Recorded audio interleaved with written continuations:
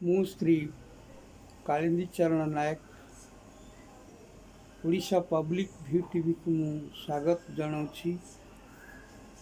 ମୁଁ ଆଜି ମୋର କ୍ଷୁଦ୍ର ନାଟକ ଇନ୍ଦ୍ରଦ୍ୟୁମ୍ନର ଜଗନ୍ନାଥଙ୍କ ରୂପ ନିର୍ମାଣ ସମ୍ବନ୍ଧୀୟ ଏକ ନାଟକୀୟ ସ୍ଥିତି ଏଠାରେ ଉପସ୍ଥାପନ କରିବାକୁ ଯାଉଛି। ନବମ ଦୃଶ୍ୟ। ଇନ୍ଦ୍ରଦ୍ୟୁମ୍ନ ରାଜା ଚିନ୍ତାଗ୍ରସ୍ତ, ଭାବୁଛନ୍ତି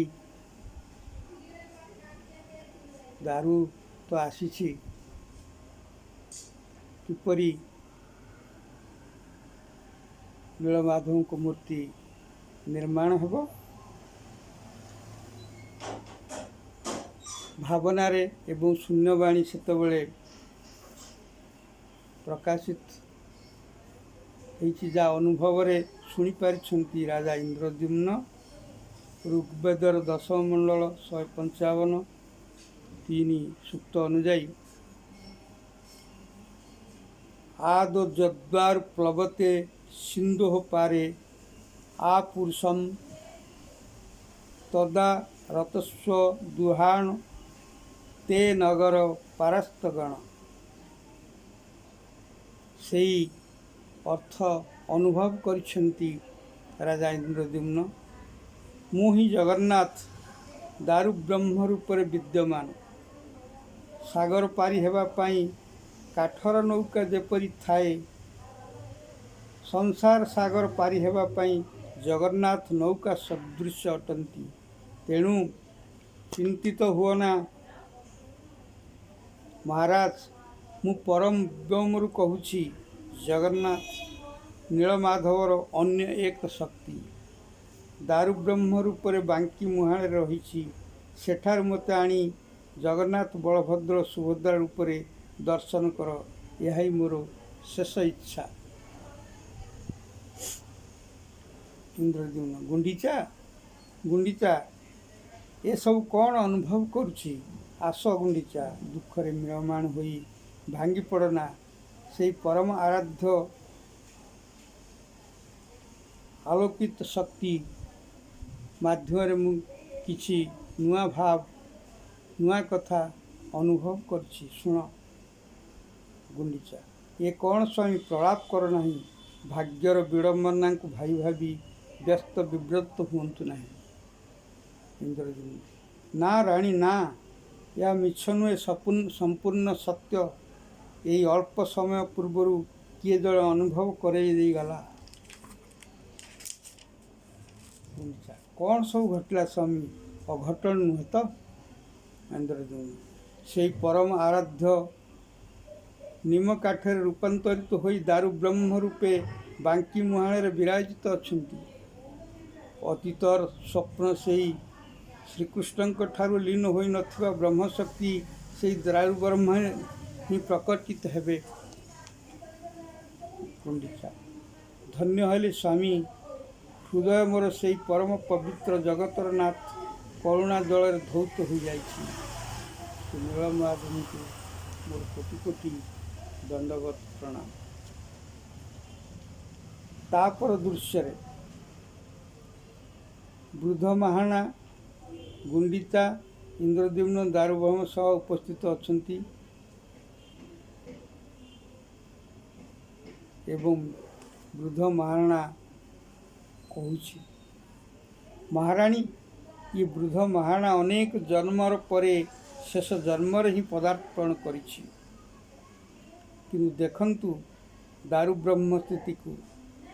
ଯେଉଁଠି ଶଙ୍ଖ ଚକ୍ର ଚିହ୍ନ ବିରାଜିତ, ସେ ହିଁ ଜଗନ୍ନାଥ।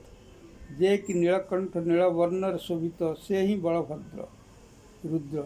ଏବଂ ଯେ କି ହଳଦୀ ରଙ୍ଗରେ ସୁଶୋଭିତ, ଯେଉଁ ଦାରୁର ଅଲୌକିକ ଶକ୍ତି ବିଚଳିତ, ସେ ହିଁ ସୁଭଦ୍ରା। ଏହି ଦୃଶ୍ୟ ମୋତେ ଉକ୍ତ ଦାରୁରୁ ମୁଁ ଅନୁଭବ କରିପାରୁଛି ମହାରାଣୀ। ହଁ ମହାରଣା, ତୁମେ ପ୍ରକାଶ କରୁଥିବା କଥାର ସତ୍ୟତାକୁ ମୁଁ ଅନୁଭବ କରୁଛି ଗୁଣ୍ଡିଚା। କିନ୍ତୁ ମହାରାଣୀ, ଏହି ମୂର୍ତ୍ତି ତୁମକୁ ହିଁ ନିର୍ମାଣ କରିବାକୁ ପଡ଼ିବ। ଏହି ମୂର୍ତ୍ତିକୁ ଗଠନ କରିବାର ସୌଭାଗ୍ୟ ଅନ୍ୟ କେହି ନେଇପାରିନାହାନ୍ତି। ମୁଁ ଜାଣୁଛି ତୁମେ ବୃଦ୍ଧ, ଏ ବୟସରେ ଏହା କଷ୍ଟ ହୋଇପାରେ, କିନ୍ତୁ ମନ କହୁଛି ଏ ଦାରୁବ୍ରହ୍ମର ପରିକଳ୍ପନା ତୁମକୁ ହିଁ ଜଣାଅଛି। ଯେହେତୁ ତୁମେ କିଛି ଅନୁଭବର କଥା ପ୍ରକାଶ କରିସାରିଛ। ଇନ୍ଦ୍ରଦ୍ୟୁମ୍ନ, ଏଥିପାଇଁ ସ୍ୱତନ୍ତ୍ର କୋଠରୀ ବ୍ୟବସ୍ଥା ଅଛି। ରାଜଉଆସର ଖାଦ୍ୟ ଖାଇ ତୁମେ ଏଠାରେ ହିଁ ରହିବ, ଏଇଠାରେ ହିଁ ଗଠନ କରିବ, ନିର୍ମାଣ କରିବ ଦାରୁମୂର୍ତ୍ତି। ବୃଦ୍ଧ ମହାରାଣୀ, କିନ୍ତୁ ମହାରାଣୀ, ଜଗତର ନାଥଙ୍କ ଭାବନା ନେଇ ମୁଁ ରୂପ ପରିକଳ୍ପନା କରିଅଛି। ମଝିରେ କେହି ବ୍ୟାଘାତ ଘଟାଇଲେ ତାର ବ୍ୟତିକ୍ରମ ଘଟିପାରେ। ସେହି ଅନ୍ତରିକ୍ଷ ରହସ୍ୟ ମଧ୍ୟରୁ ଅନୁଭବ କରୁଥିବା ବୈଦିକ ବାଣୀ ଅନୁଯାୟୀ ମୁଁ ଗଠନ କରିବି, ମୁଁ ନିର୍ମାଣ କରିବି। କେବଳ ଆପଣଙ୍କୁ କହିଛି ମାତ୍ର। ସେହି ବିରାଟ ପୁରୁଷ ଜଗତର ନାଥକୁ ମୁଁ ଏହି ଭାବରେ ହିଁ ଅନୁଭବ କରେ। ସେ ହିଁ ବ୍ରହ୍ମଶକ୍ତି। ଗୁଣ୍ଡିଚା, ତାହେଲେ ସେହି ବ୍ରହ୍ମଶକ୍ତିର ସ୍ୱରୂପ କ'ଣ ରହିବ? ବୃଦ୍ଧ ମହାରାଣୀ,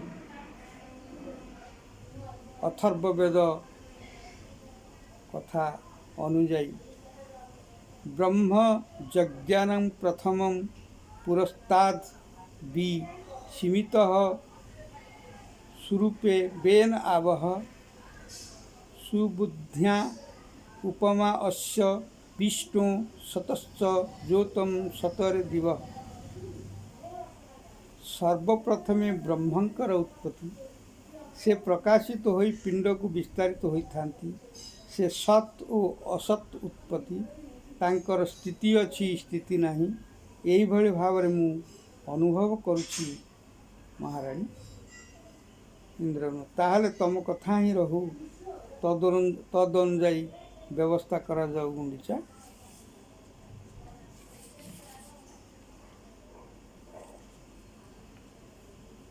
ତା ପରବର୍ତ୍ତୀ ଏକାଦଶ ଦୃଶ୍ୟରେ ନିର୍ମାଣ କାର୍ଯ୍ୟ ରହିଛି।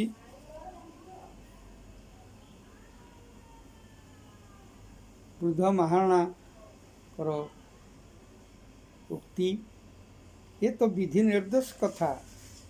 ଯାହା ହେବାର ଅଛି ହେବ। ମୋର ତ ବୃଦ୍ଧ ଅବସ୍ଥା, କଷ୍ଟ ସାଧ୍ୟ କାମ କରିବାରେ ସାଧ୍ୟ ନାହିଁ। ତେଣୁ ଜଗନ୍ନାଥଙ୍କ ଭାବନା ହିଁ ଏହି ରୂପ। ମୁଁ ଏଠାରୁ ବିଦାୟ ନେଇ, ଏହା ହିଁ କରୁଣାମୟଙ୍କ ଇଚ୍ଛା। ଏ ମନେ ମନେ ଗୀତଟିଏ ଗାଉଛି।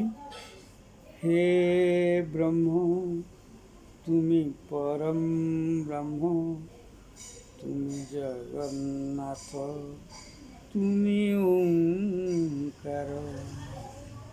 हे ब्रह्म तुमी परम ब्रह्म, तुमी जगन्नाथ, तुमी ओंकार।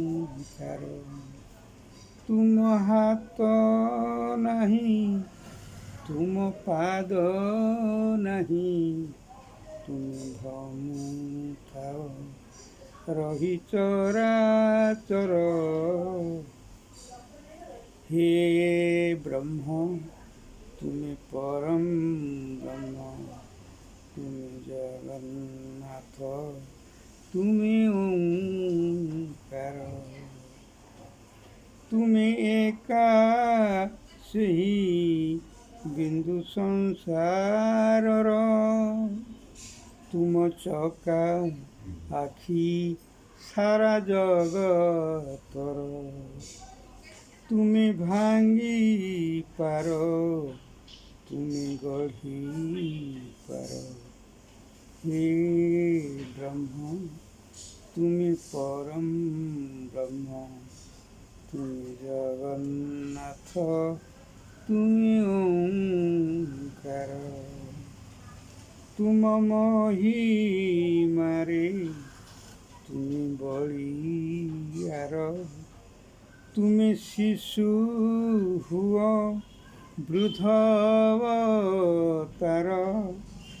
ଅଟ ସମୟର ନୂଆ କଳାକାର ଅଟ ସମୟର ନୂଆ କଳାକାର हे ब्रह्म तुम्हें परम ब्रह्म तुम्हें जगन्नाथ तुम्हें ओंकार। वृद्ध बाबा वृद्ध महाराणा यहीपरि अनुभव करी मूर्ति निर्माण करथिले। ये होची निश्चित भाव हृदयर कथा हृदयर भाव। एठी मु आजिर कार्यक्रम को समाप्त करुछि। पढ़िबे शुणिबे भल लागिले अन्य को शुणेइबे कमेंट देबे सब्सक्राइब करिबे।